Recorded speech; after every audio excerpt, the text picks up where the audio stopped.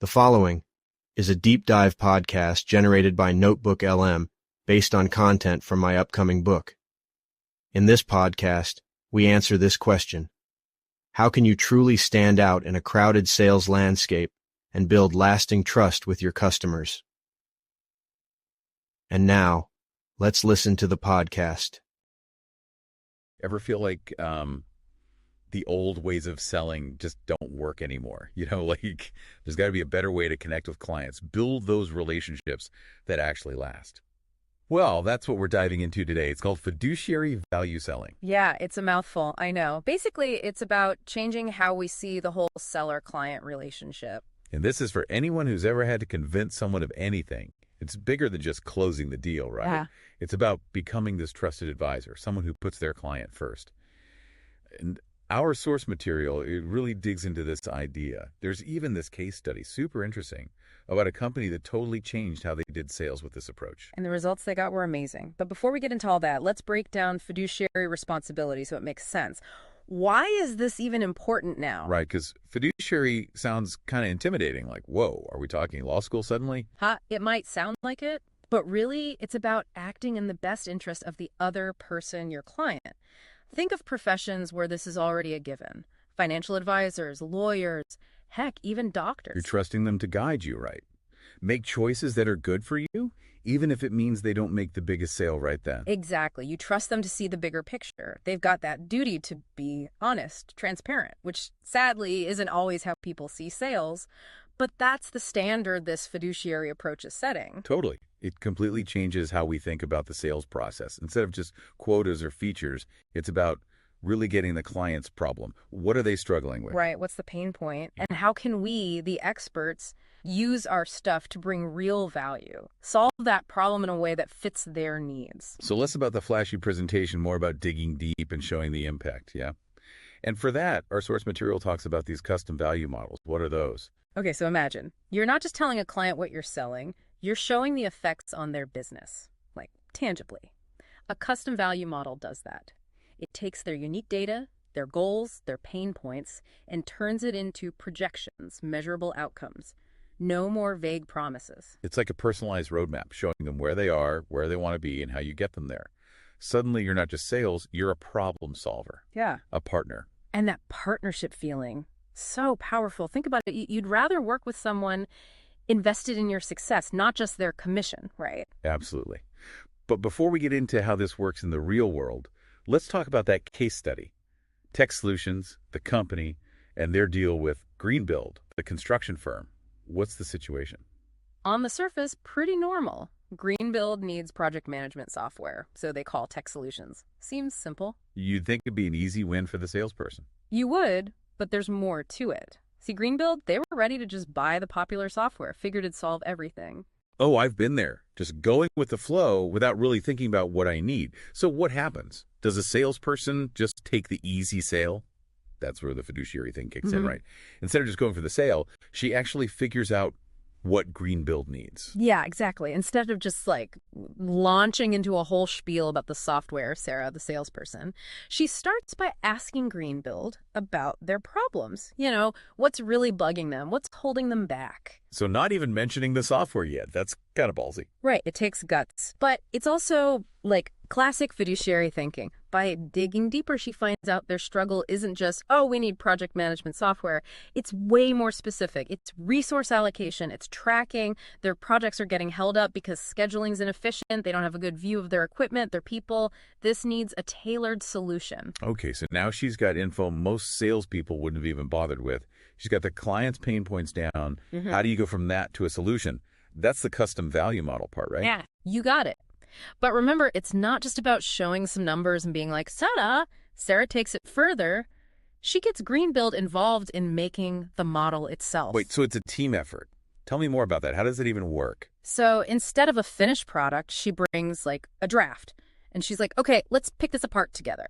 She actually wants Greenbuild to question stuff, refine the data, really own the model. Wow, that's bold. Inviting that much scrutiny before you even close the deal. It is, but it works. By doing that, Sarah does two huge things. One, trust. transparency. Greenbuild sees exactly how the model's built, the data, the outcomes. 2, it's not a sales pitch anymore, it's a problem-solving session. They're working together. So Greenbuild feels like they're building the solution, not being sold to. I bet that's powerful. Huge. By the end, it's not Tech Solutions' proposal, it's Greenbuild's own plan. Right. Way harder to say no to that, right? They get the value, they believe the numbers, they're bought in. And that probably leads to some pretty awesome results, yeah. Our source material said Greenbuild got a great return on their investment. Oh, for sure. They saw something like a 20% jump in how they use their equipment and almost a third less project delays, according to the case study. And that's not just numbers on a page, right? That's Greenbuild's business actually getting better. Projects done faster, resources used right, time and money saved. It's amazing how this fiduciary approach, being transparent, working together, leads to real-world success. But I bet some of our listeners are thinking, this is great in theory, but how do I actually do it? Especially folks dealing with tons of clients, not just one. Custom value model for each one seems like a lot of work. Totally fair point. And the source material actually talks about that. They call it value automation. I'm guessing that doesn't mean robots are making sales calls now, right? Not quite. It's about systems and processes. So you can deliver that same personalized value, but at scale. Think of it like this. Sarah was successful not just because of one model. It was the process, the way she figured out Greenbuild's needs, the right solution, presented in a way that clicked. So instead of starting from zero every time, value automation is like a system you build. So you can be personal, but efficiently.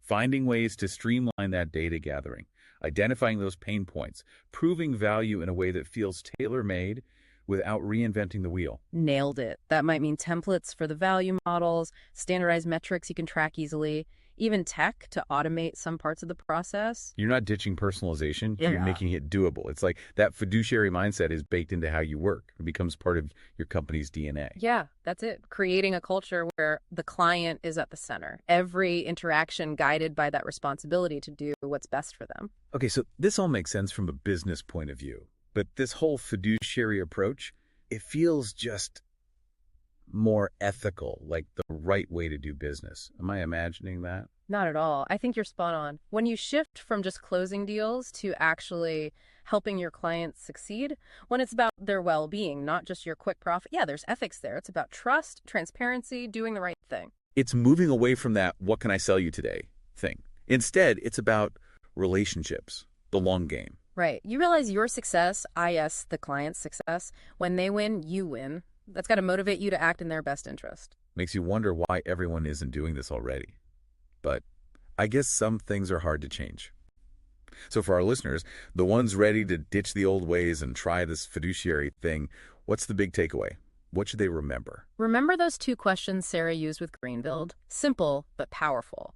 What problem are we solving that's really urgent, and how will we measure if we've succeeded? Oh yeah, cuts through all the BS, gets to the heart of it. Totally. Because if you can't answer those clearly in a way that benefits the client, you're not selling value. You're just selling. Big difference. Transaction versus partnership. Short-term gain versus actually building something that lasts. Exactly. And this might seem like a huge change from how sales used to be, but I think this is the future. Things are getting more complex, more connected. Clients don't just want some product or service. They want someone they can trust, a partner to help them through the tough stuff and reach their goals. Someone on their side, not just after the commission. That's what this fiduciary approach is all about. So as we wrap up this deep dive into where sales is going, here's the question for everyone listening. How can you bring this to your work? Even if you're not in sales officially, how can you be that trustworthy person with clients, colleagues, whoever, that same honesty, that dedication to their success? Something to think about. Absolutely. Because in the end, it's bigger than just sales, right? It's about building relationships that mean something, that are good for everyone. That goes beyond job titles, beyond any single deal. It's just better business. A lot to chew on there. That's it for this episode of The Deep Dive. Until next time, keep diving. So, there it is. What do you think? To recap, we covered what it means to be a fiduciary in sales, balancing personalization with scalability in value models and building trust through collaborative value models. Number 1. What it means to be a fiduciary in sales. We explored how acting as a fiduciary means prioritizing the customer's best interests, much like a trusted advisor. This approach shifts the focus from simply closing deals to helping customers make informed decisions that align with their long-term goals, creating a foundation of trust. Number 2, balancing personalization with scalability and value models. Personalizing value models can be challenging to scale, but we covered how to achieve this balance effectively.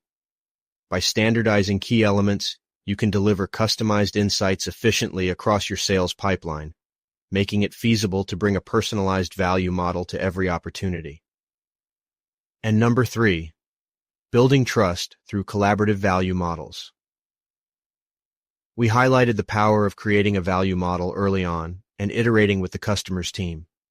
This collaborative process builds alignment, ensures the model reflects real goals, and empowers customers to confidently present a defensible business case to their stakeholders.